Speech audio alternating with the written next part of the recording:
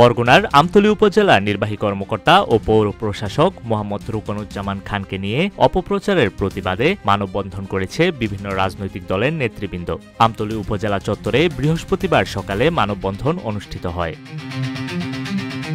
মানববন্ধনে অংশগ্রহণকারীরা জানান, আমতলী উপজেলা নির্বাহী কর্মকর্তার বিরুদ্ধে আওয়ামী লীগকে পুনর্বাসন করার শিরোনামে যে সংবাদ প্রকাশ করা হয়েছে তা ইচ্ছাকৃত। এই ধরনের সংবাদ প্রকাশ করায় ক্ষোভ জানান তারা। আমি চাওড়া ইউনিয়ন ওলামা দলের সভাপতি বলছি। আমাদের সাথে টিউন অফিসার সাহেব যে সুন্দর আচরণ করছে, এরকম আচরণ আমি অন্য কোনো টিউনের থেকে এরকম পাইনি। এবং তার আওয়ামী লীগের সাথে পুনঃ তার কোনো যোগাযোগ নাই আমরা জানা মতো। তো এটা একটা প্রোপাগান্ডা। এটা তাকে তার শত্রুরা, তার কিছু শত্রু দুশ্মন আছে যারা তাকে এখানে চায় না, কারণ তারা আওয়ামী লীগের কিছু ফায়দা লুট করতে পারে না বিধে আওয়ামী লীগ নেতাকর্মীরা তার থেকে, এই জন্য তারা এই প্রোপাগান্ডা চালাচ্ছে। আসলে মূলত সে একটা ভালো মানুষ এবং সে প্রত্যেক জায়গায় সে নিজে যাইয়ে দেখে তার কাজকামগুলো। এখন সমাজে তো এখন এরকম হয়ে গেছে, মানে একটা প্রোপাগান্ডা ছড়াইতে পারলেই দেখা যায় তাদের একটা কৌশল, তাদের একটা রাজনৈতিক একটা এজেন্ডা বাস্তবায়ন করতে পারে।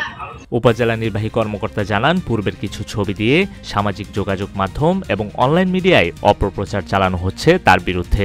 যেই তথ্য এবং ছবিগুলো ব্যবহার করা হয়েছে, এই ছবিগুলো একেবারে ভিত্তিহীন এবং উদ্দেশ্যপ্রণোদিত। আর যেই প্রোগ্রামের পারিবারিক যে প্রোগ্রামটা, এই পারিবারিক প্রোগ্রামে ওসিএলএফডিদের একটা পারিবারিক প্রোগ্রাম তাদের ছিল, সেই প্রোগ্রামে একটা ছবি ব্যবহার করেছে। যেই প্রোগ্রামে আমি গিয়েছিলাম, এটা একবার সম্পূর্ণ পারিবারিক এবং সবাই যারা আছে সবাই হলো সরকারি কর্মকর্তা কর্মচারী। আর আরেকটা ছবি যেটা ব্যবহার করেছে, এই ছবিটিও এখানে শুধুমাত্র সরকারি কর্মকর্তা যারা আছে তারা আমার কলিগ, তাদের সাথেই যাওয়া হয়েছিল। আর অন্যান্য ব্যক্তিদের আমি এখানে চিনিও না, জানিও না, তাদের সম্পর্কে আমার কোনো মন্তব্য নেই। আর এই নিউজ যেটা করা হয়েছে, এটাতে আসলে সত্য নিউজ হলে সেটা ভালো হতো, কিন্তু যে নিউজটা হয়েছে সেটা আসলে আমার জন্য খুবই বিব্রতকর এবং আমার জন্য মানহানিকর, যেটা আসলে খুবই কষ্টের পীড়াদায়ক। নিউজ ডেস্ক, রূপালী বাংলাদেশ।